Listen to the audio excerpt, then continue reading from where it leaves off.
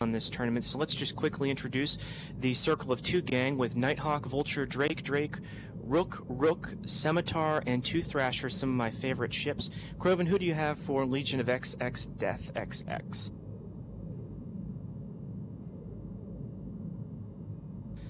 Okay, it looks like Croven's actually having some technical difficulties, so Rice is going to keep going here. For Legion of xXDEATHXx, we have Ferox, Drake, Tengu, Cerberus, Rook, and Ishkur.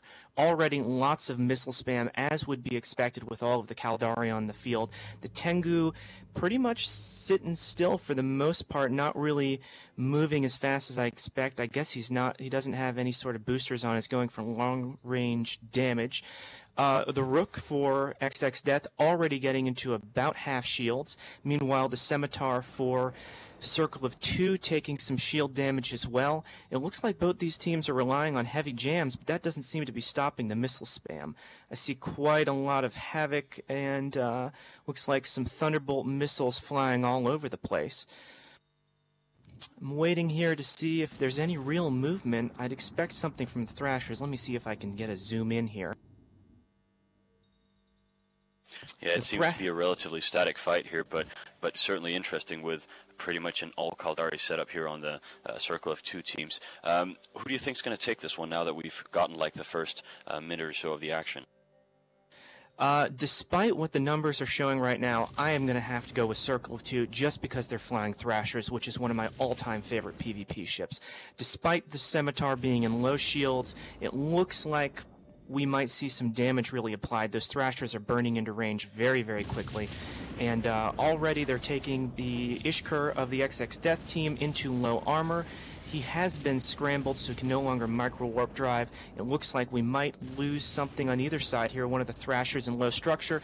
And Circle of Twos are the first to take blood. They have lost their Thrasher. Meanwhile, the Ferox for xXDeath in low armor, about to go down. Any second now he could pop. Also the Ishkur still in low armor, taking some reps back up though. The Scimitar for Circle of Two dropping into half armor here. So Circle of Two could be in real trouble if this ship goes down. Let's see here what else we got going on. Lots of missile spammage still.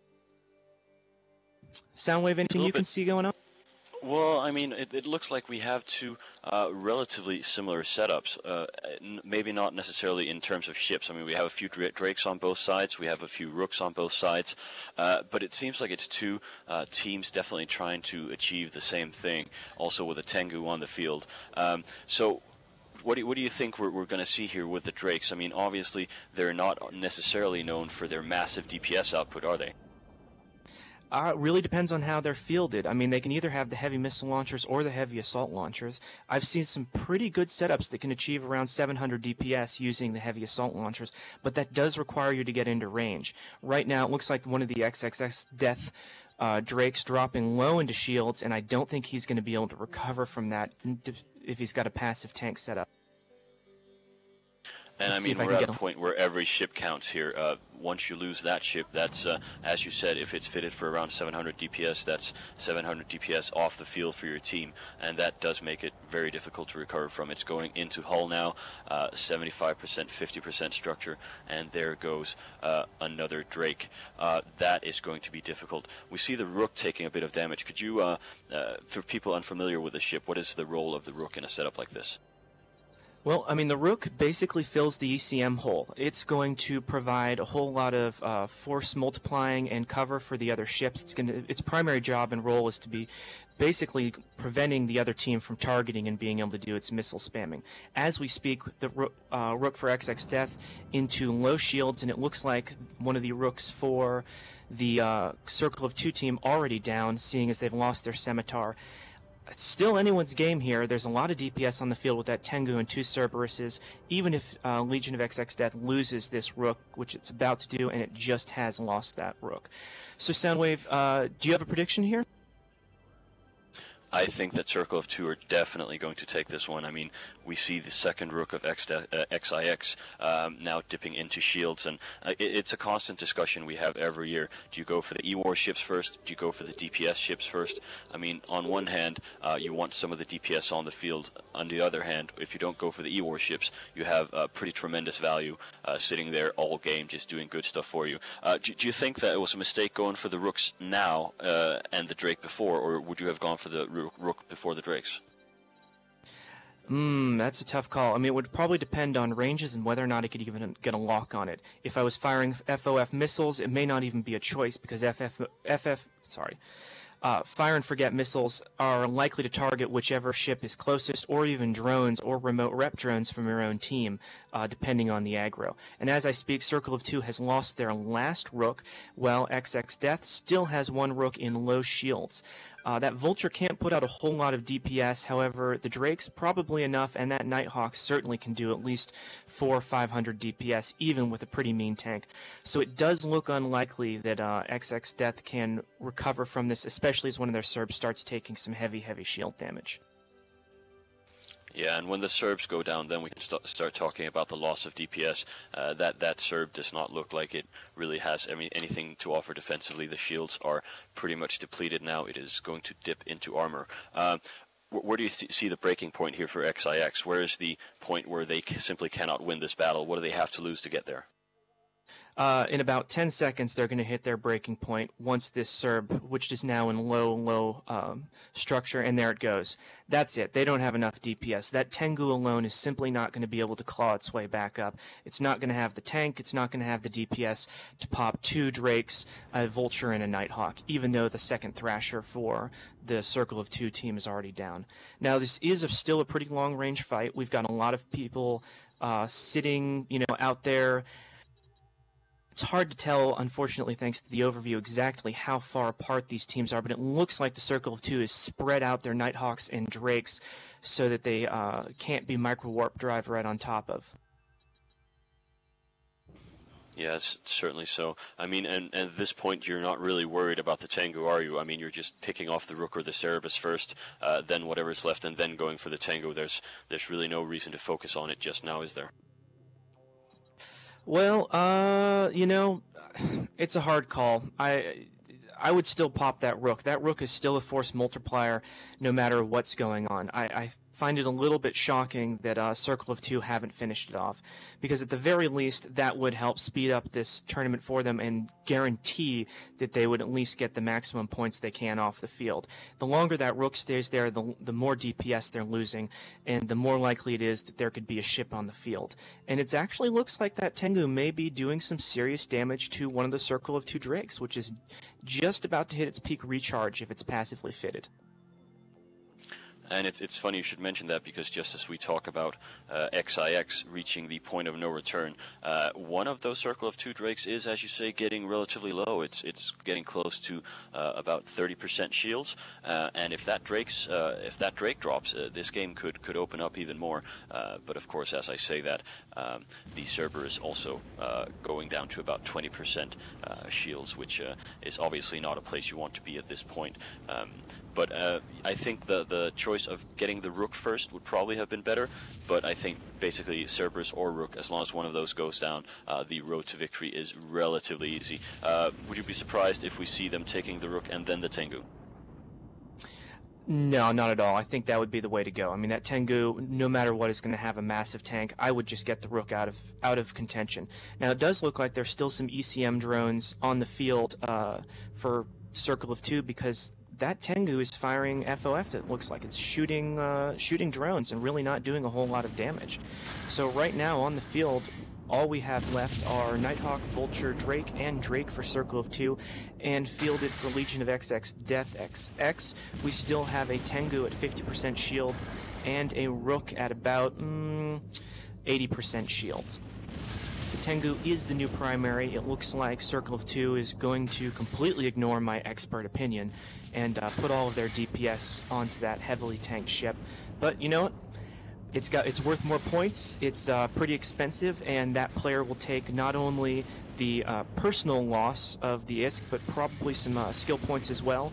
And who knows how that could affect their later matches. Still seeing a torrent of missile spam coming from those Drakes. The Circle of Two Drake is holding at its peak recharge. Clearly there's just not enough damage on the field to threaten the Circle of Two team anymore. The Tengu dipping to, let's see, we've got about 10-15% shields left. Still no armor or structured damage. He is trying to burn away, get a little bit of range. I don't know that that will do him any good at all, even if he can get that range.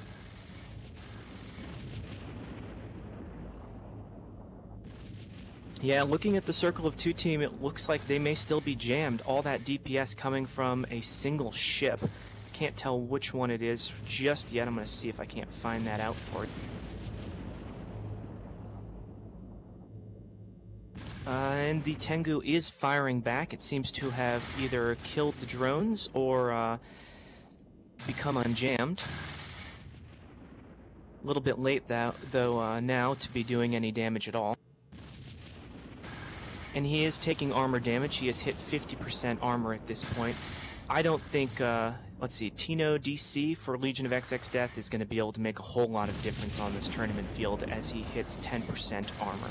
He's still motoring away from the Circle of Two gang, but it's just not going to do him any good. He's going to run up against the edge of the bubble, and he'll be healed to 0 if he doesn't pop beforehand. And even as I speak, we're dropping into structure. I think this game is just about over here. It's just going to be a matter of that volley damage finishing off the last little bit of that Tengu. 50% structure. Come on, can we get a couple more in here? 40% structure. He is just holding on longer than I would have expected. 30% structure. And 20% structure. Still shooting back at the Circle of Two Drake in low shields, but that Drake is tanking, and the Tengu pops. All that's left on the field is the Rook for Legion of XXDeath, and I'm sure that they will mop that sucker up in no time at all. Soundwave, you still with me, buddy? I think Soundwave is having the same kind of audio issues that I was experiencing at the beginning of the match. However, they are sorted, so this is Croven rejoining you just in time for the end of the match here. We have a Drake still up. Unfortunately, I don't have anything locked, so I can't tell you health status at this point. The Circle of Two Drake is still holding at his peak recharge, but I'm not seeing any DPS from Circle of Two applied onto that Rook. They just, I guess it must have all 4 of them jammed, the Nighthawk, the Vulture, and the 2 Drakes jammed, because they can't seem to hit it. Groven, do you think that they forgot to bring FOF missiles? It is possible. It is possible that they forgot their friend or foe missiles at home, though it would be a little bit silly. Or maybe they didn't bring enough. I know a lot of times when you're going into real combat, you don't bring a ton of FOFs. You just bring enough to get you out of a jam, literally. But in this case, you know, you may need a few reloads if you're coming up against a team with Rooks, as we've seen. You know, we've seen quite a few Rooks already. Well, it looks like the actual issue that Circle of Two has is they are too slow and out of range. That Rook is just sitting right outside of their missile range. I can actually see the missiles launching towards the Rook, but then falling just short of getting any damage at all. Interesting strategy, certainly denying them some points for Circle of Two. I can't see it being that effective, and certainly it makes for a very exciting TV. Oh yeah, it's great. Yeah, it's just unfortunate that the viewers at home can't see this Rook slowly orbit the arena right now and outrange these missiles. You're right, that does look like exactly what's happening. Is that Rook in danger of going out of the arena again? I'm kind of out of position for this fight. You know, I can't tell from where I'm positioned either. It looks like he's skirting the very, very edge, launching the occasional volley of missiles, but he's just not doing anything effective. He's basically going to just wind out the clock is what it looks like. I don't see him... You know what? He does have a micro warp drive fitted, so he's able to get quite a bit of speed. And the Circle of Two team with, you know, obviously Caldari heavy did not fit propulsion mods from what I'm seeing. So there's no way they're going to get into range. So you're going to have 15 minutes of the slowest Benny Hill music you have ever heard. Yeah, and unfortunately, I'm not as well off as I was during the last tournament, so I can't offer pilots money to self-destruct their ships and end our misery. So yeah, we are seeing this Rook piloted by Tension Man, slowly orbiting the arena. And in the meantime, yeah, it looks like he's pulsing that micro warp drive, because I was a little bit curious, because a Rook with a micro warp drive on is not exactly cap stable. So he is in fact just pulsing it. As soon as something gets close, he motors away a little bit more. And CC Claw has just called end to the game. That is it for this particular fight. A few missiles left in the air, but they're not going to do anything at all. Looks like Legion of XX Death has managed to prevent Circle of Two from clearing the field. That, I believe, still will hurt their points. And that's about it. So we're going to hand this back to Soundwave in the studio. Soundwave, are you there?